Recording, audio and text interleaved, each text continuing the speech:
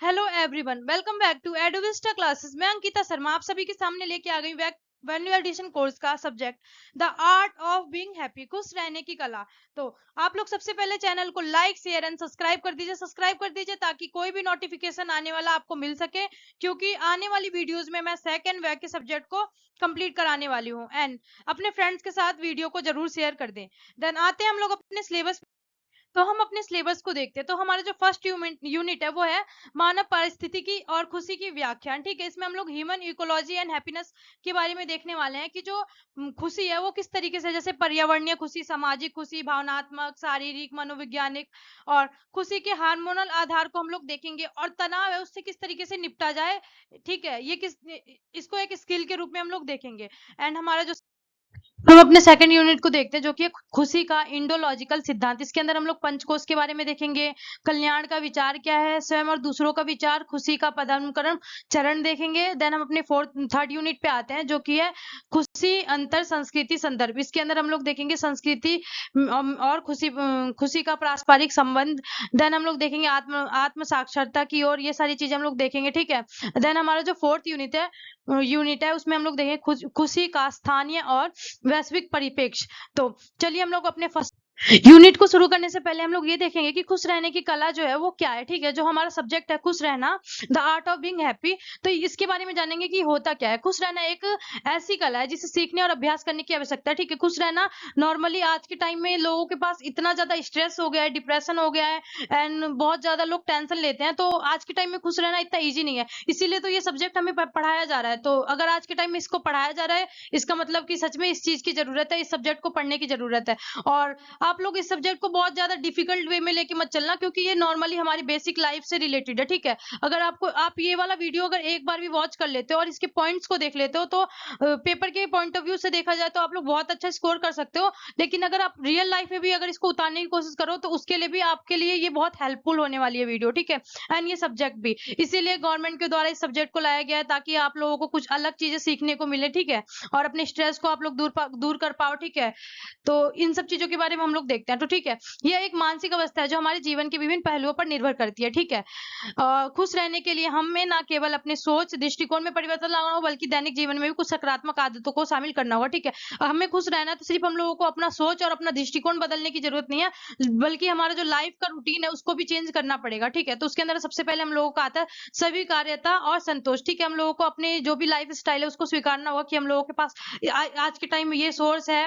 ठीक है, उसी चीज में हम लोगों को संतुष्टि रखनी होगी। दूसरा, स्वास्थ्य और फिटनेस। ठीक है, अगर हम लोगों को अच्छा लाइफ स्टाइल जीना है, अपने आप को ज्यादा दिन तक अच्छे से जीवित रखना है और एक हेल्दी पर्सन बना के रखना है, तो उसके लिए हम लोगों को क्या अपने स्वास्थ्य का और अपने फिटनेस का ध्यान रखना होगा। दूसरा, सकारात्मक सोच, जो हमारा सोच है उसको हमेशा पॉजिटिव रखना होगा, इससे भी हम लोगों को हैप्पी रहने में बहुत मदद मिलती है। देन संबंधों की गुणवत्ता। ठीक है, अगर हमारे पास अच्छे हेल्दी रिलेशन होंगे, जैसे कि हमारी फैमिली के साथ अच्छे रिलेशन हो गए, हमारे फ्रेंड्स के साथ में अच्छे रिलेशन होंगे, तो इससे भी हम लोगों का अंदर से हम लोग हैप्पीनेस फील करेंगे और हम लोग हैप्पी रह पाएंगे। देन हम लोगों का आता है कि लक्ष्य निर्धारण और उद्देश्य। जैसे कि खुश रहने के लिए हम लोगों के पास कुछ लक्ष्य होने चाहिए, कुछ उद्देश्य होने चाहिए, जिसके लिए हम लोग अपने काम को करते रहे। अगर हम लोग खाली बैठे रहेंगे, फालतू में उल्टी पुल्टी चीजें सोचते रहेंगे, लेकिन अगर हमारे पास एक लक्ष्य रहेगा, एक उद्देश्य होगा, हमारे पास एक ऑब्जेक्टिव रहेगा कि नहीं आगे जाके मेरे को ये गोल अचीव करना है, उसके लिए मेरे को इस तरीके से वर्क करना है, तो ये भी हमें खुश रखने में काफी मदद करेगा। देन हम लोग सेवा और दान, किसी दूसरे की सेवा कर सकते हैं। ठीक है, कहीं पे किसी की सेवा कर दो, किसी को कुछ चीजें दान कर दो, तो इससे भी बहुत सारे लोगों को खुशी मिलती है। ठीक है, देन हम लोग देखते हैं स्वयं का मूल्यांकन। खुद का मूल्यांकन करें कि आप टाइम टू अपने आप को चेक करते रहें कि क्या चीज आपके अंदर कमी है, किस चीज को इम्प्रूवमेंट की जरूरत है, क्या चीज ठीक है। ठीक है, देन वर्तमान जीवन में मनोरंजन और शौक। ठीक है, आज के टाइम में आप प्रेजेंट टाइम में रह रहे हैं, तो सिर्फ वर्किंग पीपल बन के मत रहो कि हमें सिर्फ वर्क करना है, वर्कहॉलिक मत बनो। अपने जीवन में एक मनोरंजन भी लाओ, अपने शौक को भी देखो कि आप लोगों का डिजायर क्या है, आप लोग चाहते क्या, आप लोगों की इच्छा क्या है, किस चीज को आप लोगों को पाना है, आप लोगों को किस चीज के ऊपर शौक है, उस चीज को आप पूरा करो। तो ये सारी चीजें भी आपको हैप्पी रखने में मदद करेगी। तो एक निष्कर्ष के रूप में हम लोग ये देख सकते हैं कि खुश रहना एक सतत प्रक्रिया है जो हमारे मानसिक और शारीरिक स्वास्थ्य, हमारे संबंधों, हमारे दृष्टिकोणों और हमारे जीवन के उद्देश्यों पर निर्भर करती है। यह हमारे विचारों, आदतों का परिणाम है। खुश रहने के लिए हम अपनी सोच को सकारात्मक रखना होगा, संतोष करना सीखना होगा और अपने जीवन जीवन में छोटे छोटे बदलाव लाने होंगे, इन सभी उपायों को अपनाकर हम अपने जीवन को खुशहाल और संतुष्ट बना सकते हैं। ठीक है, जैसा कि अभी मैंने आपको ऊपर सारे पॉइंट्स को डिफाइन किया था, वही चीज यहाँ निष्कर्ष में बोल रहा है कि इस प्रकार आप लोग खुश रह सकते हैं।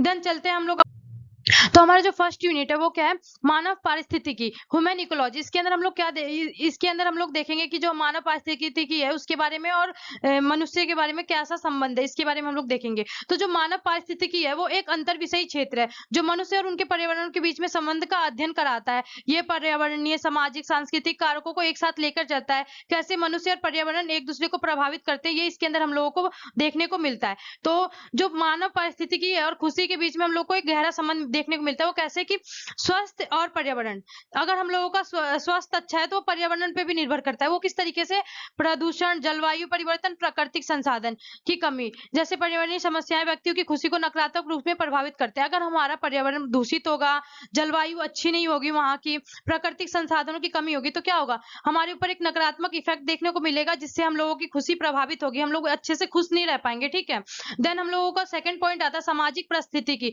एक स्वस्थ सामाजिक वातावरण हम लोगों को चाहिए, ठीक है, जिसमें समानता, सुरक्षा और सहयोग का महत्व हो, व्यक्तियों की खुशी को बढ़ावा देता है। व्यक्तियों की खुशी किस तरीके से देखने को मिलती है, अगर हम लोग किसी इन्वायरमेंट में रह रहे हैं तो वहाँ पे समानता को देखा जाए, वहाँ पे हम लोगों को एक दूसरे से सुरक्षा हो, हम लोग एक दूसरे को सहयोग के साथ काम करें। ठीक है, और स्वस्थ सामाजिक वातावरण भी हमारा होना चाहिए, तो इसके अंदर ये आ जाता है। देन हम लोग देखते हैं सांस्कृतिक और प्राकृतिक विरासत। इसके अंदर क्या होता है कि समाज की सांस्कृतिक और प्राकृतिक विरासत का संरक्षण न केवल पर्यावरण के लिए बल्कि व्यक्तिगत और सामुदायिक खुशी के लिए भी महत्वपूर्ण है। जो हमारी संस्कृति है और जो हमारा पर्यावरण है, इसकी हम लोगों को रक्षा करनी चाहिए, हम लोगों को अपना संस्कृति नहीं भूलना चाहिए। तो ये भी क्या बोलते हैं, व्यक्तिगत और सामुदायिक खुशी के लिए भी महत्वपूर्ण वो योग्यता निभाता है इसके अंदर। ठीक है, देन हम लोग का फोर्थ पॉइंट आता है स्थिरता और स्थायित्व। संसाधनों का सतत उपयोग और पर्यावरणीय स्थिरता न केवल वर्तमान में बल्कि भविष्य की पीढ़ियों को भी खुशी के लिए आवश्यक है। ठीक है, देन इस प्रकार मानव पारिस्थितिकी का अध्ययन और उस पर आधारित नीति बनाना मानव खुशी को बढ़ाने के लिए महत्वपूर्ण है। तो हम, अगर आप लोग एक बार ये वीडियो वॉच कर लेते हैं तो आप लोगों को कुछ भी रटने की जरूरत नहीं पड़ेगी, बस आप लोग एक बार इसको देख लो, उसको समझ लो, जो जो मैंने पॉइंट्स इसके अंदर दिए हैं उसको देखते जाओ, उसको पढ़ते जाओ, आप लोग इजीली अपने एग्जाम को कर पाओगे। ठीक है, तो वीडियो लेंथी तो हो सकता है लेकिन आप लोगों को एकदम इजी समझाया जाएगा। और ये जो मेरे नोट्स हैं वो मेरे हैंड रिटन नोट्स है, तो आप लोगों को समझने में भी आसानी होगी। अगर आप लोग वीडियो को पॉज करके पढ़ते हैं तो आप लोग को इजिली सारी चीजें समझ में आएंगी। तो चलते हैं अपने फर्स्ट टॉपिक के ऊपर, जो कि है पर्यावरणीय कारक और खुशी। जो पर्यावरणीय कारक होते हैं वो खुशी में किस तरीके से महत्वपूर्ण योगदान निभाते हैं, जैसे कि हम लोगों का जो मानसिक और शारीरिक स्वास्थ्य ही नहीं बल्कि हमारे आसपास के पर्यावरण का भी महत्वपूर्ण योगदान होता है हमारे खुशी में। ठीक है, पर्यावरणीय कारक हमारे जीवन की गुणवत्ता और उसकी खुशियों को प्रभावित करने में बड़ी भूमिका निभाते हैं। यहाँ उन पर्यावरणीय कारकों के बारे में हम लोग विचार करने वाले हैं। ठीक है, तो जो हमारा पर्यावरणीय कारक होता है वो भी हमारे खुशी के अंदर एक महत्वपूर्ण योगदान देता है, तो हम लोग उसके कारकों के बारे में जानेंगे। तो जो हमारा सबसे पहला कारक है वो क्या है, प्राकृतिक सुंदरता और हरियाली।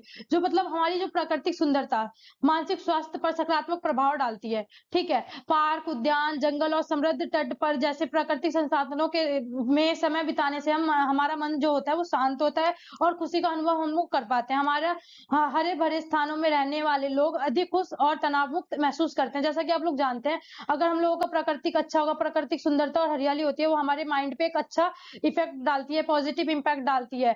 ठीक है, और अगर कोई व्यक्ति हरियाली में रहता है, पार्क में जाता है, तो वो क्या होगा, ज्यादा तनाव मुक्त होगा और खुश ज्यादा रहेगा वो और लोगों के मुकाबले।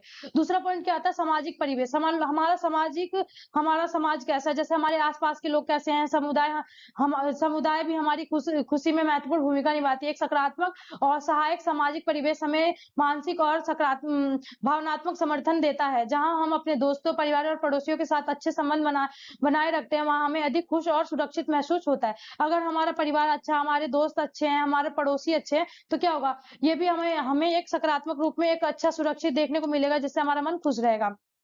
तीसरा क्या है, आवाज और शोर का स्तर। अगर हम लोग शांत वातावरण में रहने से मन शांत रहता है और ध्यान केंद्रित करने में मदद मिलती है। दूसरी ओर अत्यधिक शोरगुल वाले स्थानों में रहने से तनाव, चिड़चिड़ापन और मानसिक अस्वस्थता हो सकती है। शहरों में शोर का उच्च स्तर होता है, जिससे वहां के निवासियों की खुशी प्रभावित हो सकती है। जैसा कि हम लोगों को पता है, जहाँ हम लोगों को जितना शांति मिलता है उतना ही हम लोगों को अच्छा अंदर से अच्छा फील आता है। अगर ज्यादा लाउड स्पीकर कोई बजा के एनी टाइम सुनता रहे तो क्या होगा, हम लोगों को इरिटेशन होता है, हम लोगों को गुस्सा आता है कि कब बंद होगा, कैसे होगा।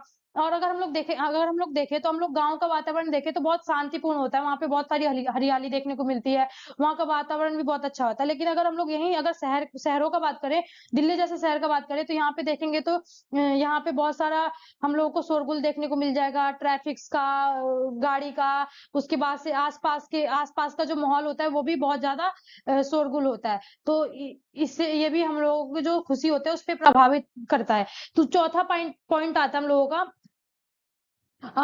आवासन और जीवन की गुणवत्ता। हमारे आवास की गुणवत्ता और सुविधाओं को हमारी खुशी को प्रभावित करती हैं, ठीक है? एक आरामदायक और सुरक्षित घर जिसे पर्याप्त रोशनी, हवादार स्थान और सभी आवश्यक सुविधाएं हो, हमारी खुशी को बढ़ावा देता है। यदि हम सुविधाजनक और असुरक्षित जगह पर रहते हैं तो हमारी मानसिक और शारीरिक स्वास्थ्य को प्रभावित करता है, ठीक है? अगर हम लोगों का आसपास का वातावरण अच्छा होगा, जैसे हमारा घर अच्छा है, वहां से अच्छी रोशनी आ रही है, मतलब हम लोग का जो घर का हमारा जो भी हमारा घर होगा उसका जो प्लेस ऐसे जगह पे जहाँ से अच्छी हवा आ सकती है, वहां पे आसपास में हवा अच्छा आएगा, स्थान अच्छा है, वहां पे हम लोगों को एक हरियाली देखने को मिलती है। इससे क्या होगा, हमारा मन भी स्वस्थ रहेगा और हम लोग एक खुशी का महसूस कर पाएंगे।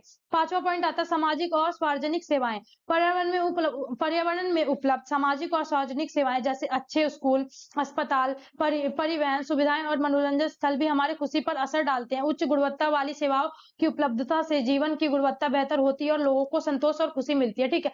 अगर हमारे पास अच्छा संसाधन उपलब्ध होगा तो क्या होगा, हम लोगों को खुशी का महसूस होगा। कैसे?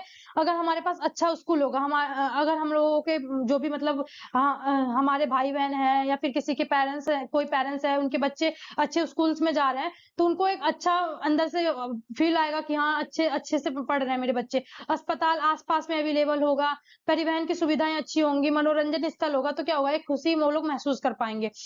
छठा पॉइंट आता है हम लोगों का पर्यावरणीय सुरक्षा और प्राकृतिक आपदाएं। पर्यावरणीय सुरक्षा का भी हमारी खुशी पर बड़ा प्रभाव पड़ता है। पर्यावरणीय आपदाएं जैसे कि बाढ़, भूकंप और तूफान जैसे सुरक्षा और उनसे बचने के उपाय हमारी खुशी और सुरक्षा को बढ़ाते हैं। जिन्हें क्षेत्र में प्राकृतिक आपदाओं का खतरा अधिक होता है, वहां के लोग अधिक तनावग्रस्त और चिंतित रहते हैं। जैसे कि पर्यावरण भी एक मुख्य कारण होता है हमारी खुशी को लेके। तो अगर हम लोगों को अगर कहीं पे रहते हैं और वहां पे डरो कभी यहाँ पे भूकंप आ जाएगा, कभी यहाँ पे बाढ़ आ सकता है, कुछ आ सकता है, तो हम लोग हमेशा चिंतित रहेंगे। तो हम लोग अपना चिंता में रहेंगे तो हम लोग खुश नहीं रह पाएंगे, तो वो भी हमारी खुशी को प्रभावित करेगा। 7वां पॉइंट हम लोग देखते हैं हरित क्षेत्र और खेलकूद की सुविधाएं। हरित क्षेत्र खेलकूद की जैसे सुविधाएं जैसे कि पार्क वगैरह हो गया है, जिससे हमारे शारीरिक स्वास्थ्य के साथ साथ मानसिक स्वास्थ्य को भी बेहतर बनाते हैं। जैसे हम लोग पार्क वगैरह जाते हैं, वहां पे खेलते बोलते हैं, तो हम लोगों का एक तो बॉडी भी रिलैक्स रहता है और हम लोग का माइंड भी इससे फ्रेश हो जाता है। इन स्थानों पर जाकर हम व्यायाम कर सकते हैं, ताजगी का महसूस कर सकते हैं, ठीक है? सॉरी। अगर हम लोग ऐसे जगहों पे जाते हैं तो क्या होगा, हम लोग पार्क वगैरह में जाके व्यायाम करेंगे तो उससे हम लोगों का जो फिटनेस है वो मेंटेन रहेगा, हम लोगों के अंदर ताजगी रहेगी, सामाजिक गतिविधियों में भाग ले सकते हैं जिससे हमारी खुशी बढ़ती है। देन हम अपने 8th पॉइंट को देखते हैं जो कि है सामाजिक समानता और न्याय। सबको एक जैसा समाज में न्याय मिलेगा, ठीक है? सबको एक जैसा अवसर मिलेगा तो इससे क्या होगा, सब लोग एक जैसा ही महसूस कर पाएंगे, जिससे क्या होगा कि लोगों के अंदर खुशी का अनुभव होगा। उसके बाद हम लोगों का 9th पॉइंट है शैक्षिक और सांस्कृतिक अवसर। शैक्षिक और सांस्कृतिक अवसर की उपलब्धता भी हमारी खुशी में महत्वपूर्ण भूमिका निभाती है। जैसे कि उच्च गुणवत्ता वाली शिक्षा, सांस्कृतिक गतिविधियों में भाग लेने से व्यक्ति का मानसिक क्षमता बढ़ती है और वे समाज में अधिक प्रभावी ढंग से योगदान कर पाते हैं। अगर हम लोगों को अच्छा शिक्षा मिलता है, अच्छी गुणवत्ता वाली शिक्षा मिलती है, तो उससे क्या होता है, हम लोगों का जो मानसिक क्षमता है वो बढ़ता है, जिससे हम लोग क्या बोलते हैं, अपने समाज को प्रभावी ढंग से योगदान दे पाते हैं, जिससे क्या होता है, हम लोगों को खुशी का अनुभव होता है। देन हम लोग इसका कंक्लूजन निकाले तो यही होता है कि पर्यावरणीय कारक हमारी खुशी में महत्वपूर्ण भूमिका निभाते हैं, जैसे कि प्राकृतिक सुंदरता, स्वच्छता, सामाजिक परिवेश, शोर का स्तर, आवास, सामाजिक सेवाएं, पर्यावरणीय सुरक्षा, हरित क्षेत्र, सामाजिक समानता और शैक्षिक अवसर सभी हमारे जीवन की गुणवत्ता और खुशी को प्रभावित करते हैं। इसीलिए हमें अपने पर्यावरण को स्वच्छ, सुरक्षित और सकारात्मक बनाने के लिए प्रयास करना चाहिए। इससे न केवल हमारी खुशी बढ़ेगी बल्कि समाज का समग्र विकास भी हो पाएगा, ठीक है? तो ये सारे कारणों की वजह से ही हम लोग खुश रह पाते हैं, तो इसीलिए हम लोगों को इसको ठीक करने का प्रयास करते रहना चाहिए, जिससे कि सबका विकास हो पाए। देन हम लोग अपना दूसरा टॉपिक देखते हैं जो कि है खुशी के सामाजिक कारक। जो सामाजिक कारक हैं वो कौन से हैं खुशी के? खुशी एक जटिल और बहुआयामी भावना है, ठीक है? खुशी एक जटिल भावना हम लोगों को देखने को मिलेगी, जिससे कि व्यक्तिगत, शारीरिक, मानसिक और सामाजिक कारक प्रभावित करते हैं इसमें। इसमें वे सामाजिक कारक महत्वपूर्ण भूमिका निभाते हैं, क्योंकि मानव एक सामाजिक प्राणी है। सामाजिक कारक के तत्व हैं जो समाज में हमारी स्थिति, संबंध और सहभागिता को प्रभावित करते हैं। यह कारक हमारी आत्म संतुष्टि, आत्मसम्मान और जीवन की गुणवत्ता को बढ़ाते हैं। यहाँ हम कुछ प्रमुख सामाजिक कारकों का विस्तार से चर्चा करेंगे जो कि हमारी खुशी को प्रभावित करते हैं। तो सबसे पहले हम लोग अपने फर्स्ट कारक को देखते हैं, जो कि है सामाजिक संबंध। तो सामाजिक संबंध हमारे जीवन में महत्वपूर्ण भूमिका निभाते हैं। संबंध हमारे परिवार, दोस्त, सहयोगी और सदस्यों के साथ भी होते हैं। मजबूत और सकारात्मक सामाजिक संबंध हमें भावनात्मक समर्थन, प्यार, सुरक्षा और आत्मसम्मान प्रदान कराते हैं। जब हम किसी कठिनाई या समस्या का सामना करते हैं तो हमारे सामाजिक संबंध हमें सहारा देते हैं और ये हमें इसे पार करने की शक्ति देते हैं। उदाहरण के लिए परिवार के साथ बिताया गया समय, दोस्त के साथ मजेदार गतिविधियां और सहयोगी के साथ काम करना हमें खुश और संतुष्ट महसूस कराता है। ठीक है, तो ये सारा चीज एक्सप्लेन करने वाला तो नहीं है, पढ़ के ही आपको समझ में आ रहा होगा। देन हम लोग देखते हैं सामाजिक समर्थन। सामाजिक समर्थन का मतलब है कि हमें अपने समाज से भावनात्मक, आर्थिक और मानसिक समर्थन मिलता है। यह समर्थन हमारे जीवन की चुनौतियों को सामना करने में मदद करता है और हमें मानसिक और भावनात्मक स्थिरता प्रदान कराता है। जब हम जानते हैं कि हमारा आसपास ऐसे ऐसे लोग हैं जो हमारी परवाह करते हैं और हमें समर्थन देते हैं, तो हमारी चिंता और तनाव कम हो जाता है और हमारी खुशी बढ़ती है। उदाहरण के लिए किसी बीमारी के समय दोस्त अपने परिवार का समर्थन, वित्तीय संकट में सहकर्मियों का मदद या किसी कठिन समय में समुदाय का सहारा हमारे जीवन को सुखद बनाता है। ठीक है, तो सामाजिक समर्थन में क्या ही देखने को मिलता है कि अगर हम लोगों को कहीं से भी सामाजिक समर्थन देखने को मिलता है, जैसे कि अगर हम लोग बीमार हैं तो हमारा दोस्त हमारा हालचाल पूछता है, या फिर हमारे परिवार को हमारा समर्थन चाहिए तो हम लोग देते हैं। वित्तीय रूप से हम लोगों को मदद चाहिए तो हमारा जो फ्रेंड है वो हम लोगों को मदद करता है, और हमारे कठिनाई के समय में कोई किसी तरीके से हम लोग को मदद मिलता है, तो हम लोग को कोई सहारा मिलता है, तो क्या है, ये एक सामाजिक समर्थन हम लोग को मिल रहा है। तो इससे भी हम लोग अपनी खुशी का अनुभव कर पाते हैं। देन अपने थर्ड पॉइंट को देखते हैं, सामाजिक पहचान और स्वीकृति। सामाजिक पहचान और स्वीकृति भी हमारी खुशी और महत्वपूर्ण भूमिका निभाती है। जब हमें अपने समुदाय में पहचान और स्वीकृति मिलती है तो हमारा आत्मसम्मान बढ़ता है। ठीक है, और हम सुरक्षित और सम्मानित महसूस कर पाते हैं। ठीक है, हमारा जो सामाजिक पहचान होता है, अगर हम लोगों को कोई सामाजिक पहचान मिल रहा है तो इससे क्या होता है, हमारा आत्मसम्मान बढ़ता है और हम लोग और सुरक्षित महसूस कर पाते हैं। उदाहरण के लिए किसी पेशे में मान्यता प्राप्त करना। ठीक है, अगर हम लोग कुछ काम कर रहे हैं, ठीक है, उसके अंदर हम लोगों को कोई मान्यता प्राप्त हो गई, तो ये भी हमारा एक क्या बोलते हैं, सामाजिक पहचान देखने को मिलेगा। समाज में एक सक्रिय सदस्य के रूप में पहचाना जाना। ठीक है, समाज में रह रहे हम लोगों को बहुत सारे लोग जानते हैं, हम लोग उसमें एक्टिव हैं। ठीक है, ऐसा नहीं है कि हम लोग छिपे छुपे हुए हैं। तो ये भी हम लोगों को एक वो देखने को मिलता है, किसी विशेष समूह का हिस्सा होना हमारी खुशी को बढ़ाता है। ठीक है, अगर हम लोग किसी एक विशेष समूह का भी हिस्सा है तो इससे भी हमारी खुशी प्रभावित होती है, बढ़ती है। ठीक है, देन हम लोग अपने फोर्थ पॉइंट को देखते हैं, सामाजिक न्याय और समानता। सामाजिक न्याय और समानता का महत्व हमारी खुशी के लिए अत्यंत महत्वपूर्ण है। एक समान और न्यायपूर्ण समाज जहां सभी लोग समान अवसर अधिक मिलते हैं, वहां के लोग अधिक खुश और संतुष्ट रहते हैं। जब हमारे अधिक अधिकारों के लिए लड़ना नहीं पड़ता है और हमें न्यायपूर्ण व्यवहार मिलता है तो हम सुरक्षित और सम्मानित महसूस करते हैं। दूसरी ओर सामाजिक भेदभाव और असमानता हमारे मानसिक स्वास्थ्य पर नकारात्मक प्रभाव डालते हैं और हमें असंतुष्ट और दुखी बनाते हैं। उदाहरण के लिए लिंग, जाति, धर्म या आर्थिक स्थिति के आधार पर भेदभाव ना होकर सभी को समान अवसर मिलना हमारे समाज के अधिक खुशहाल बनाता है। ठीक है, तो सामाजिक न्याय हमने पहले भी देख लिया है पिछली वाली स्लाइड में, तो मैं दोबारा एक्सप्लेन नहीं करूंगी, बट यहाँ पे आपको पढ़ के भी समझ में आ रहा होगा, सबको एक जैसा समानता मिले, किसी को किसी भी प्रकार का किसी के साथ कोई भेदभाव ना हो, तो ये भी क्या होता है, हमारी खुशी के ऊपर एक सकारात्मक प्रभाव डालता है। देन हम लोग अपने फिफ्थ पॉइंट पे आते हैं, जो कि है सामाजिक गतिविधियां और सहभागिता। सामाजिक गतिविधियां और सहभागिता में शामिल होना भी हमारी खुशी को बढ़ाता है। विभिन्न सांस्कृतिक, धार्मिक और सामाजिक गतिविधियों में भाग लेना हमें अंदर और आनंद और संतोष का अनुभव कराता है। यह गतिविधियां हमें समाज में जोड़ती हैं और हमारी सामाजिक पूंजी को बढ़ाती हैं। जब हम समाज की गतिविधियों में भाग लेते हैं तो हमें सशक्त और सहयोगी समुदाय का हिस्सा होने का अनुभव होता है। होता है, त्योहारों में भाग लेना, सामुदायिक सेवाओं में योगदान देना या खेल सांस्कृतिक कार्यक्रम में शामिल होना हमारी खुशी को बढ़ाता है। जैसे कि सामाजिक गतिविधियों में सहभागिता में हम लोग कैसे देख सकते हैं कि हम लोग एक सामाजिक प्राणी, हम लोग समाज में ही रहते हैं। तो क्या होता है कि अगर हम लोग किसी सांस्कृतिक में भाग लेते हैं, जैसे कि ईद आता है या फिर होली आता है, तो हम लोग एक दूसरे के त्योहार में भाग लेते हैं, तो इससे भी हम लोग को खुशी मिलती है। धार्मिक रूप से एक दूसरे से जुड़ते हैं, सामाजिक गतिविधियां हम लोग एक साथ करते हैं, तो हम लोग को क्या एक आनंद महसूस होता है। जैसे कि हम लोग देख सकते हैं बर्थडे सेलिब्रेट करना, केक केक वगैरह कट करना, ये हम लोगों की भारत की परंपरा नहीं है, भारत का संस्कृति नहीं है, लेकिन हम लोग दूसरे की संस्कृति को अपनाते हैं। बच्चों को हम लोग बर्थडे सेलिब्रेट करते हैं, केक कट करते हैं, तो उनको एक खुशी का अनुभव होता है। तो इससे हम लोग एक एग्जाम्पल के द्वारा समझ सकते हैं।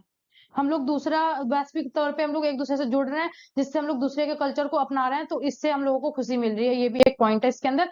देन हम लोगों का 6 पॉइंट आता है सामाजिक सुरक्षा और स्थिरता।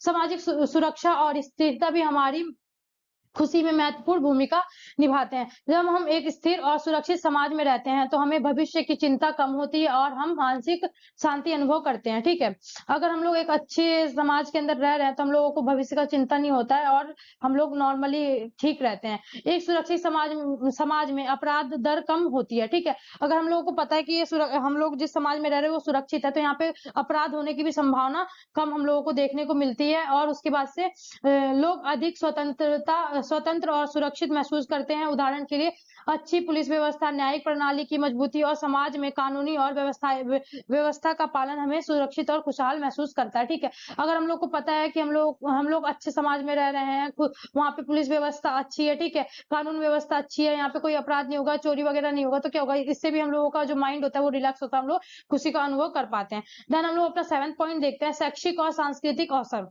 शैक्षिक और गैर सांस्कृतिक अवसर की उपलब्धता भी हमारी खुशी को प्रभावित करती है। उच्च गुणवत्ता वाली शिक्षा और सांस्कृतिक गतिविधियां भी भाग लेने से व्यक्ति की मानसिक क्षमताएं बढ़ती हैं, वे समाज में अधिक प्रभावी ढंग से योगदान कर पाते हैं। शिक्षा और संस्कृति व्यक्ति के विकास और समाज में उनकी भूमिकाओं को मजबूत करती है। उदाहरण के अच्छी शिक्षा प्रणाली, सांस्कृतिक उत्सव और विभिन्न कलात्मक गतिविधियों में भाग लेने के अवसर हमारे जीवन को समृद्ध और खुशहाल बनाते हैं।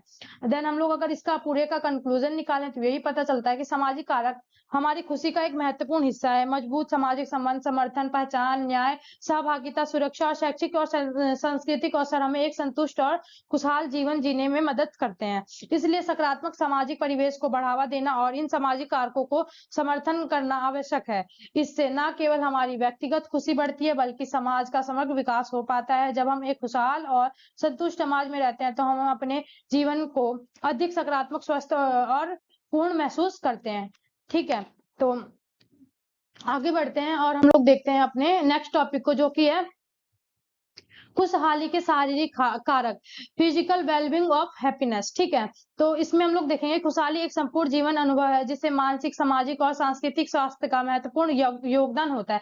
शारीरिक स्वास्थ्य हमारे खुशहाली के लिए एक महत्वपूर्ण आधार होता है। ठीक है, हम लोगों का अगर शारीरिक स्वास्थ्य अच्छा होगा, तो हम लोग अच्छा महसूस कर पाएंगे। स्वस्थ शरीर न केवल हमारे रोजमर्रा की गतिविधियों को सफलतापूर्वक और आनंद पूर्वक करने में मदद करता है, बल्कि मानसिक शांति और संतोष का भी अनुभव कराता है। यहाँ कुछ प्रमुख कारक दिए गए हैं, जिससे हम लोग विस्तार से चर्चा करेंगे उसके बारे में। अगर हम लोगों का शरीर, देखो खुशहाली के शरीर की शारीरिक कारक में हम लोग यही जानेंगे कि देखो, अगर हम लोग का जो बॉडी है, अगर वो अच्छा है, हर तरफ से वो फिट है, तो हम लोग क्या करेंगे, अपने मानसिक रूप से भी और हम लोग अपने शारीरिक रूप से भी अच्छा महसूस कर पाएंगे। ठीक है, जैसे कि अगर हम लोग अपने शारीरिक कारक के अंदर देखें, तो सबसे पहले हम लोग को जो आता है स्वस्थ आहार। स्वस्थ आहार हमारे शरीर को आवश्यक पोषक तत्व प्रदान करता है और हमें ऊर्जावान और सक्रिय रखता है।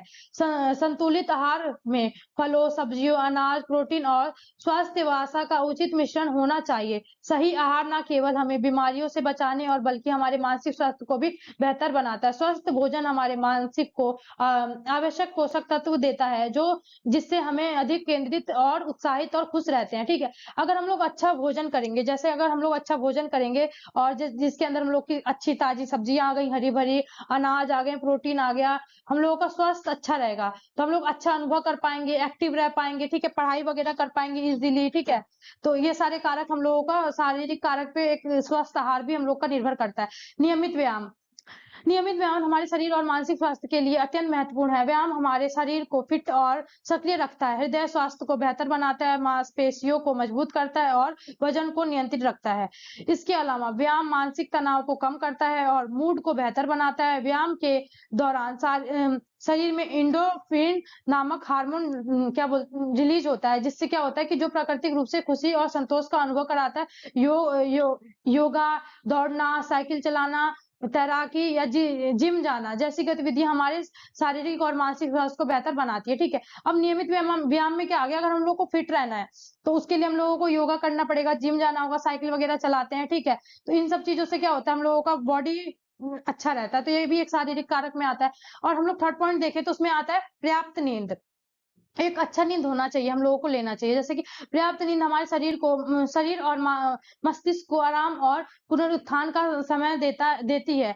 यह वयस्क को रोजाना 7 से 9 घंटे की नींद की आवश्यकता होती है। अगर कोई भी वयस्क, मतलब कि कोई भी जो भी यंग बच्चे आज के टाइम में रात भर मूवीज वगैरह देखते हैं, रात भर फोन चलाते हैं, या फिर रात में बहुत लोग स्टडी वगैरह करते हैं, तो हम लोगों को ज्यादा रात तक नहीं जगना चाहिए। एक टाइम अपना बना के रखना चाहिए, टाइम के अकॉर्डिंग सोना चाहिए और टाइम के अकॉर्डिंग उठना चाहिए। ठीक है, ज्यादा लेट तक अगर हम लोग सोते हैं तो उससे क्या होता है, हम लोगों का जो फिजिकल बॉडी है उसके ऊपर गलत इम्पैक्ट देखने को मिलता है। अच्छी नींद हमारी मानसिक स्तरकता, यदादशा और संज्ञानात्मक क्षमताओं को बनाए रखने में मदद करती है। नींद की कमी तनाव, चिड़चिड़ापन और अवसाद जैसी समस्या हो सकती है। अच्छी नींद के लिए नियमित नींद का समय निर्धारित करना, सोने से पहले स्क्रीन टाइम कम करना और आरामदायक नींद का वातावरण बनाना आवश्यक है। ठीक है, हम लोगों को आज के टाइम में, जैसे लास्ट में हम लोगों को ये बताया गया कि हम लोग अच्छा नींद किस तरीके से ले सकते हैं, तो हम लोगों को अपने फोन को चलाना कम कर देना चाहिए। ठीक है, और एक टाइम रूटीन बनाना चाहिए कि इस टाइम पे मेरे को सोना है, इस टाइम पे जगना है, उसी तरीके से हम लोग को उस चीज को फॉलो करना चाहिए, तो उससे हम लोग क्या बोलते हैं, पर्याप्त नींद ले पाएंगे। देन अपने फोर्थ पॉइंट को देखते हैं, स्वच्छता और स्वास्थ्यकर जीवन शैली। व्यक्तिगत स्वच्छता और स्वास्थ्यकर जीवन शैली हमारे शारीरिक और मानसिक स्वास्थ्य के लिए महत्वपूर्ण है। नियमित रूप से हाथ धोना, दांत साफ करना, नहाना, स्वच्छ कपड़े पहनना हमें बीमारियों से बचाता है और हमें ताजगी अनुभव कराता है। ठीक है, स्वच्छता हमारे आत्मसम्मान, आत्मविश्वास प्रदान कराता है, जिससे हमारी खुशी बढ़ती है। इसके अलावा धूम्रपान, शराब और अन्य नशीली पदार्थ से बचना चाहिए, जिससे हमारा स्वास्थ्यकर जीवन शैली में का हिस्सा है। ठीक है, इन सब चीजों से हम लोगों को बचाव करना चाहिए। और हम लोग अच्छे से नहाते धोते हैं, अपना दांत वगैरह साफ रखते हैं, अच्छे कपड़े पहनते हैं, तो क्या होता है, हम लोगों को एक पॉजिटिव चेंज अपने अंदर देखने को मिलता है, आत्मसम्मान बढ़ता है, हम लोगों का आत्मविश्वास बढ़ता हुआ हम लोगों को देखने को मिलता है। ठीक है, और हम लोग को धूम्रपान वगैरह नहीं करना चाहिए, शराब और नशीली पदार्थों से दूर रहना चाहिए। देन अपना फिफ्थ पॉइंट देखेंगे तो उसके अंदर क्या बताया, नियमित स्वास्थ्य जांच और देखभाल।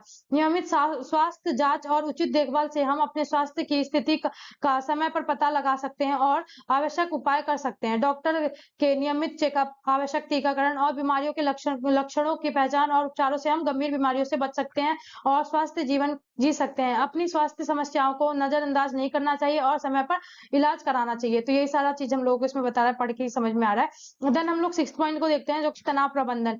तनाव प्रबंधन हमारे शारीरिक और मानसिक स्वास्थ्य के लिए अत्यंत महत्वपूर्ण है। अत्यधिक तनाव हमारे शरीर पर नकारात्मक प्रभाव डालता है और विभिन्न शारीरिक समस्याओं का कारण बन सकता है।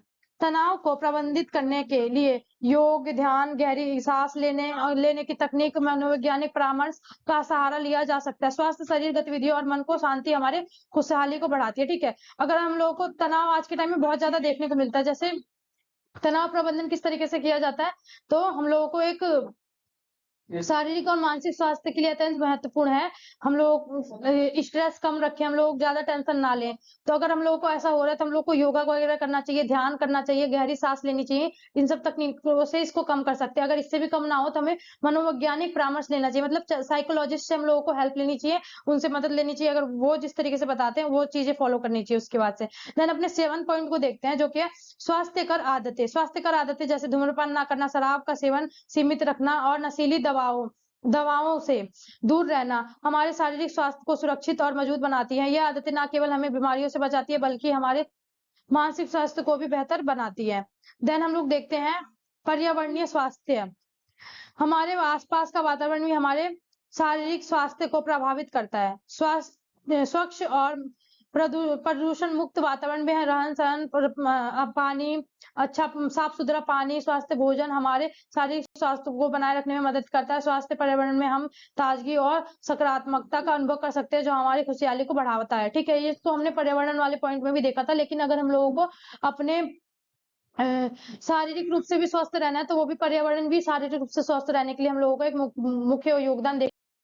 देन अपने 9th पॉइंट को देखते हैं, सकारात्मकता, मानसिकता और आत्म देखभाल। ठीक है, सकारात्मकता, मानसिकता और आत्म देखभाल हमारे शारीरिक और मानसिक स्वास्थ्य के लिए महत्वपूर्ण है।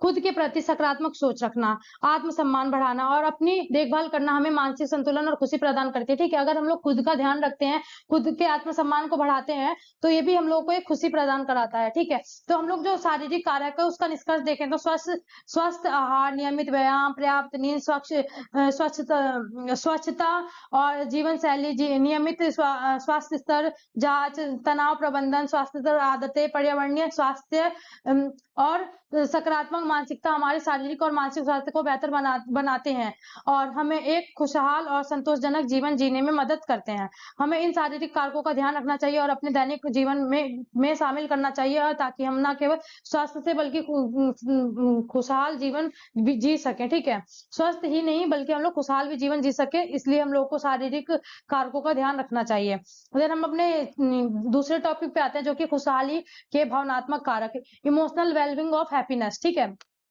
तो क्या होता है, भावनात्मक खुशहाली हमारे जीवन के विभिन्न पहलुओं को गहराई से प्रभावित करती है। ठीक है, तो यह केवल मानसिक स्वास्थ्य से जुड़ी नहीं होती बल्कि ये हमारे शारीरिक, सामाजिक और आर्थिक जीवन पर भी महत्वपूर्ण प्रभाव डालती है। जो हम लोग का भावनात्मक कारक होता है वो सिर्फ हम लोगों का जो मानसिक स्वास्थ्य उसी से जुड़ा नहीं होता, वो हमारे शारीरिक स्वास्थ्य से भी जुड़ा, शारीरिक रूप से भी जुड़ा होता है, सामाजिक रूप से भी और आर्थिक, इन सारे रूप से हमारे जीवन के ऊपर प्रभाव डालता है। भावनात्मक खुशहाली का मतलब है कि हम अपनी भावनाओं को समझने, स्वीकार करने और सकारात्मक रूप से प्रतिबंध करने में सक्षम होते हैं। यहाँ कुछ कारक दिए गए हैं जिससे हम भावनात्मक खुशहाली के बारे में जान पाएंगे। तो सबसे पहले हम लोग अपने फर्स्ट पॉइंट को देखते हैं जो कि है आत्मसम्मान और आत्म स्वीकृति। आत्मसम्मान और आत्म स्वीकृति भावनात्मक खुशहाली के मूलभूत तत्व हैं। ठीक है, यह जब हम स्वयं को स्वीकार करते हैं, जैसे हम लोग हैं, जो चीज हम लोग हैं उस चीज को हम लोग अगर स्वीकार करते हैं, अपनी योग्यताओं को पहचानते हैं और हमारी आत्मसम्मान बढ़ती है। ठीक है, अगर हम लोग खुद के योग्यताओं को पहचानते हैं कि हमारे अंदर ये योग्यता है, हमारे अंदर ये कैपेसिटी है, इस चीज को हम लोग अच्छा कर सकते हैं।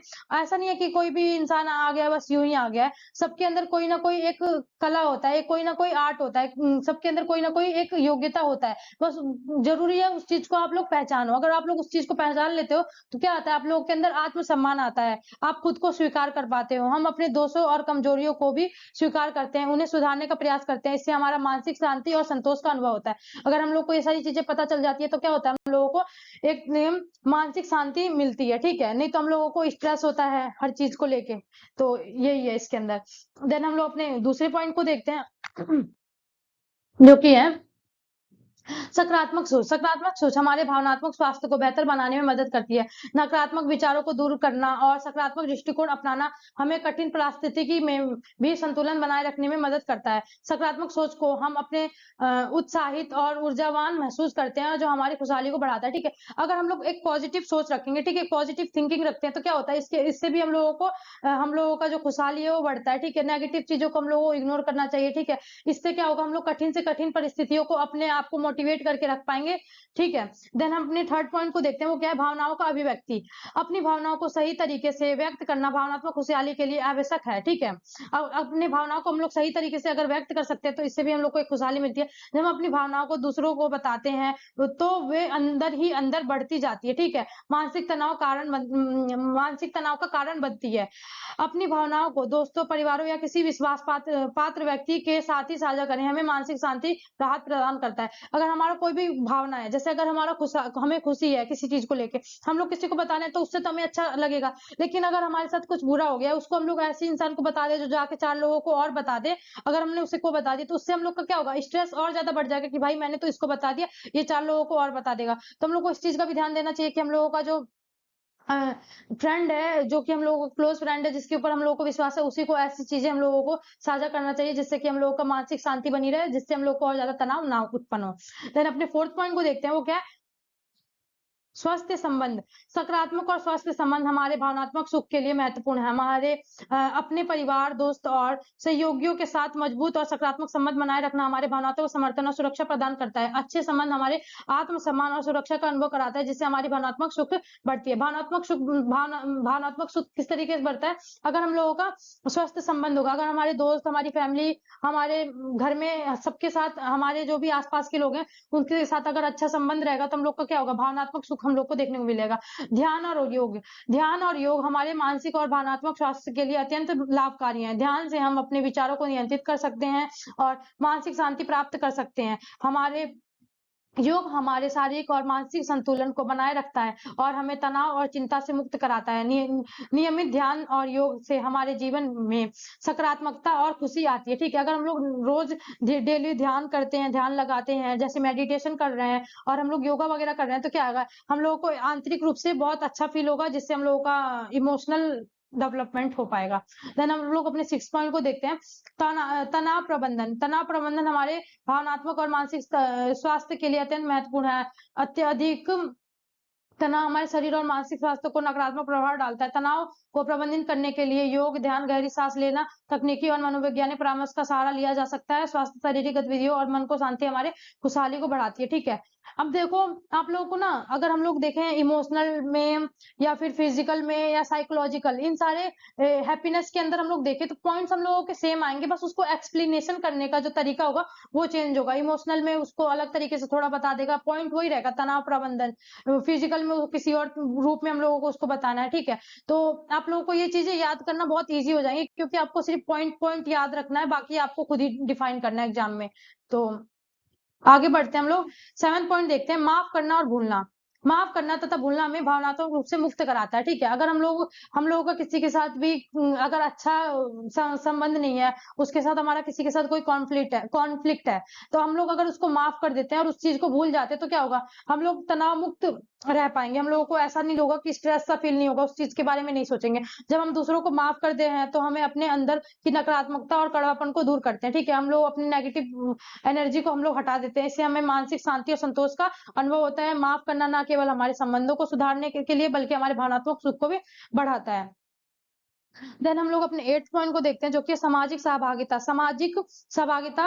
में भाग लेना हमें भावनात्मक रूप से मजबूत बनाता है। सामाजिक गतिविधियों में भाग लेकर हम अपने समुदाय से जुड़ते हैं और मानसिक समर्थन प्राप्त करने में यह हमें अंत संतोष और खुशी का अनुभव कराता है। ठीक है, अगर हम लोग सामाजिक रूप से एक दूसरे से पार्टिसिपेट करते हैं और सब एक साथ रहते हैं, तो क्या होता है? हम लोगों को क्या होता है? सामाजिक समर्थन प्राप्त होता है, जिससे हम लोगों को भावनाओं को खुशी मिलती है। देन हम लोग 9th पॉइंट को देखें, क्या उद्देश्यपूर्ण जीवन में एक उद्देश्य होना हमें प्रेरित करता है और हमें मानसिक संतोष देता है। जब हम अपने लक्ष्य और उद्देश्यों को पहचानते हैं और उन्हें प्राप्त करने के लिए प्रयास करते रहते हैं, तो हम आत्म संतोष का, खुशी का अनुभव कर पाते हैं। उद्देश्यपूर्ण जीवन जीना हमें मानसिक स्थिरता और भावनात्मक सुख प्रदान कराता है। ठीक है, अगर हम लोग को पता है कि हम लोग पढ़ाई कर रहे हैं और आगे जाके हम लोगों को क्या चीज बनना है, क्या चीज के ऊपर हम लोग को वर्क करना है, अगर टीचिंग करना है, टीचिंग के लिए हम लोग को किस तरीके से तैयारी करनी होगी, डॉक्टर बनना है, डॉक्टर के लिए किस तरीके से तैयारी करनी है, यूपीएससी क्लियर करना है, तो उसके लिए हम लोग को किस तरीके से तैयारी करनी है। तो हमारे पास एक लक्ष्य है, हमारे पास गोल है, उसको लेके हम लोग चल सकते हैं और हम लोगों का स्ट्रेस नहीं होगा कि भाई आगे जाके हमें करना क्या है। तो इन सब चीजों से हम लोग मुक्त रह पाएंगे। तो यही भी हमारा उद्देश्य भी हम लोगों के जीवन को अच्छा बनाने में एक महत्वपूर्ण योगदान देता है। देन अगर हम लोग देखें भावनात्मक खुशहाली का निष्कर्ष तो यही है कि हमारे समग्र जीवन के लिए अत्यंत महत्वपूर्ण आत्मसम्मान, सकारात्मक सोच, भावनाओं का सही अभिव्यक्ति, स्वास्थ्य संबंध, ध्यान, योग, तनाव प्रबंधन, आत्म प्रतिबिंब, माफ करना, सामाजिक सहभागिता, उद्देश्यपूर्ण जीवन, ये सभी हमारे भावनात्मक सुख को बढ़ाते हैं और इन कारकों का ध्यान रखना चाहिए और अपने जीवन में शामिल करना चाहिए, ताकि हम मानसिक शांति, संतोष और खुशी का अनुभव कर सके। भावनात्मक सुख प्राप्त करने से न केवल हमारा मानसिक स्वास्थ्य बेहतर होता है, बल्कि हमारा जीवन भी अधिक सकारात्मक, स्वास्थ्य और खुशहाल बनता है। देन हम लोग अपने नेक्स्ट टॉपिक को देखेंगे, वो क्या है? मनोविज्ञान और खुशहाली, जो हम लोग का साइकोलॉजिकल वेलबींग ऑफ हैप्पीनेस है, उसके बारे में हम लोग देखते हैं। ठीक है, खुशहाली जिसे हम अंग्रेजी में वेलबींग कहते हैं। केवल एक सकारात्मक मानसिक अवस्था नहीं है, बल्कि यह एक समग्र स्थिति है जिसे हमें मानसिक, शारीरिक और सामाजिक स्वास्थ्य सभी शामिल है। मनोविज्ञान जो मन और व्यवहार के अध्ययन से संबंधित है, ठीक है। मनोविज्ञान के मन और हमारा जो व्यवहार उससे संबंधित है, विभिन्न पहलुओं को समझने और बढ़ाने में महत्वपूर्ण भूमिका निभाता है। यहाँ हम मनोविज्ञान के दृष्टिकोण में खुशहाली के प्रमुख कारकों को देखेंगे, ठीक है। मनोविज्ञान के लिए हम लोग का जो भी कारक जिम्मेदार है उसको हम लोग देखेंगे। तो सबसे पहले हम लोग का कौन सा कारक आता है? सकारात्मक भावनाएं। मनोवैज्ञानिक शोध से पता चला है कि सकारात्मक भावनाएं जैसे कि खुशी, संतोष, प्यार हमारी समग्र खुशहाली में महत्वपूर्ण भूमिका निभाते हैं। बराबर फ्रेडरिकल्स ने ब्रांडेन एंड बिल्ड थ्योरी के अनुसार सकारात्मक भावनाएं हमारे विचार और क्रियाओं को विकसित करती हैं, जिससे हम न केवल एक कौशल और संसाधन विकसित कर सकते हैं। इस दृष्टिकोण से खुशहाली को बढ़ाने के लिए हमें अपने जीवन में सकारात्मक अनुभव की अवगति और तीव्रता दोनों को बढ़ाने में कोशिश करनी चाहिए, ठीक है। अपने नेक्स्ट पॉइंट को देखते हैं, सकारात्मक मनोविज्ञान। सकारात्मक मनोविज्ञान का उद्देश्य मानव जीवन के सकारात्मक पहलुओं को साझा करने से है, उन्हें बढ़ावा देने से है। मॉन्टनिंग और सिलेंगमैन के अनुसार खुशहाली 5 प्रमुख तत्वों पर आधारित होती है। सकारात्मक भावनाएं, पॉजिटिव इमोशन, संलग्न, एंगेजमेंट, रिश्ते, रिलेशनशिप, अर्थ, मीनिंग और उपाधि। इन सब चीजों से हम लोगों को पता चलता है, ठीक है, जिसे हम लोग प्रेमा कहा जाता है। इस सभी तत्वों से संतुलित और विकसित करके हम अपने जीवन को अधिक खुशहाली प्राप्त कर सकते हैं। संबंधों का महत्व। मनोविज्ञान के संबंध मनोविज्ञान में संबंधों का अध्ययन यह दर्शाता है कि मजबूत और सहायक संबंध हमारी मानसिक और भावनात्मक खुशहाली के लिए अत्यंत महत्वपूर्ण। जॉन वॉली की अटैचमेंट थ्योरी के अनुसार पिता के साथ सुरक्षित लगाव हमारे मानसिक स्वास्थ्य और खुशहाली का गहरा प्रभाव डालता है। वैसे जीवन में भी स्वास्थ्य और सकारात्मक संबंध भावनात्मक समर्थन और सुरक्षा प्रदान करें, जिससे हमारी खुशहाली बढ़ती है, ठीक है। अगर हम लोगों के साथ अच्छा संबंध है तो क्या होता है, अपने मम्मी पापा के साथ और दूसरे लोगों के साथ अच्छा संबंध है तो ये भी हम लोगों के एक भावनात्मक उसमें मनोवैज्ञानिक संबंध उसमें खुशहाली में भी महत्वपूर्ण। आत्मसम्मान और आत्मस्वीकृति। उच्च आत्मसम्मान और आत्मस्वीकृति भी खुशहाली का प्रमुख कारक है। कार्ल रोजर्स की मानवतावादी मनोविज्ञान में आत्मस्वीकृति और आत्मसम्मान को मनोविज्ञान विकास के लिए एक आवश्यक माना गया है। जब हम स्वयं को स्वीकार करते हैं और अपनी कमजोरियों को सुधारने का प्रयास करते हैं तो हम मानसिक शांति और संतोष का अनुभव करते हैं, ठीक है। देन तनाव प्रबंधन में हम लोगों को देखना है कि तनाव हमारे मानसिक और शारीरिक स्वास्थ्य पर नकारात्मक प्रभाव डालता है। मनोविज्ञान में तनाव प्रबंधन तकनीक जैसे कि गहरी सांस लेना, ध्यान, योग, प्रगति, मांसपेशियां विश्राम और में अपने आप को तनाव से स्तर को कम कर सकते हैं और अधिक जीवन जी सकते हैं, ठीक है। इसके अलावा हम लोग संज्ञानात्मक व्यवहार, चिकित्सा जैसे मनोवैज्ञानिक भी तनाव और चिंता को प्रबंधित करने में मदद करते हैं, ठीक है। जैसे कि आप लोगों को पढ़ के ही समझ में आ रहा होगा ये सारी चीजें। देन हम लोग अपने 6 पॉइंट को देखते हैं, वो क्या है? अर्थ और उद्देश्य। विक्टर फ्रैंकल की लॉन्ग थ्योरी के अनुसार जीवन में अर्थ और उद्देश्य की खोज हमारी खुशहाली को बढ़ाती है, ठीक है। जब हम अपने जीवन में उद्देश्य और अर्थों की भावनाओं को प्राप्त करते हैं तो हम अधिक संतोष और खुशहाली का अनुभव करते हैं और अपने लक्ष्यों के और उद्देश्यों को पहचानते हैं और उन्हें प्राप्त करने के लिए प्रयासरत रहना हमारी मनोवैज्ञानिक खुशहाली के लिए महत्वपूर्ण है। देन मनोविज्ञान खुशहाली का निष्कर्ष देखें तो यही होता है कि सकारात्मक भावनाएं, मजबूत संबंध, आत्मसम्मान, तनाव प्रबंधन, अर्थ, उद्देश्य, लचीलापन, सकारात्मक गतिविधियां और उभार जैसे कारक हमारी खुशहाली को बढ़ाते हैं। इन तत्वों को संतुलित और विकसित करके हम अपने जीवन में अधिक खुशहाली और संतोष प्राप्त कर सकते हैं। मनोविज्ञान में हमें यह समझाने में मदद करता है कि हम कैसे अपनी भावनाओं को बेहतर तरीके से प्रबंध कर सकते हैं और एक खुशहाल और स्वस्थ जीवन जी सकते हैं। देन हम लोग अपने नेक्स्ट टॉपिक को देखते हैं। वैसे ये वीडियो थोड़ी लेंथी हो सकती है क्योंकि मैं इसको पूरा डीप में एक्सप्लेन कर रही हूँ, पूरी वीडियो को ही डीप में बनाया गया है। चैप्टर का कोई भी पॉइंट आपसे मिस नहीं होगा, ठीक है। तो इसको बस एक बार आपको बस वॉच करना है, बहुत इजी लैंग्वेज में आपको अच्छे से समझ में आ जाएगा। देन हम लोग देखते हैं खुशी का शारीरिक और hormonal Aadhaar. Psychological and hormonal basis of happiness क्या होता है? खुशी का शारीरिक और हार्मोनल आधार समझने के लिए हमें मानव के शरीर में होने वाली विभिन्न प्रक्रिया और हार्मोन्स के प्रभाव को देखना होगा। जो हमारे मानव के शरीर में जो विभिन्न प्रक्रिया होती है और हार्मोन्स का जो प्रभाव होता है उन सबको देखेंगे तो हम लोगों को इसके बारे में पता चलेगा। तो सबसे पहले शारीरिक आधार में हम लोग देखेंगे मस्तिष्क की भूमिका। जो मस्तिष्क है, हमारा जो माइंड है, सर है, उसकी क्या भूमिका होती है? मुख्य केंद्र मस्तिष्क होता है, विशेषकर मस्तिष्क कुछ की विशिष्ट हिस्से जैसे कि लिम्बिक सिस्टम, यह भावनाओं को नियंत्रित करता है। दूसरा क्या? एमिगडाला, यह खुशी, डर और अन्य भावनाओं को प्रसारण में महत्वपूर्ण हाइपोथैलेमस, यह मस्तिष्क का हिस्सा है जो विभिन्न हार्मोन्स को नियंत्रित करता है। ठीक है, जो हाइपोथैलेमस है ये क्या होता है, हम बहुत सारे हमारे जो हार्मोन्स रिलीज होते हैं, जो भी हमारे हार्मोन्स होते हैं उसको नियंत्रित करता है। ये क्या करता है, जो हमारा फर्स्ट वाला है लिम्बिक सिस्टम, है हमारी भावनाओं को नियंत्रित करता है। जो भी हमारे अंदर भावना आती है, हैप्पी का, सैड का, या फिर किसी भी टाइप का इरिटेशन का, जो भी हमारे अंदर भावना डेवलप होती है वो क्या लिम्बिक सिस्टम के द्वारा होती है। देन हम अपने सेकंड पॉइंट को देखते हैं, न्यूरोट्रांसमीटर। यह रसायन मस्तिष्क में के संदेश पहुंचाने का काम करते हैं और खुशी की भावनाओं को उत्पन्न करने में महत्वपूर्ण भूमिका निभाते हैं।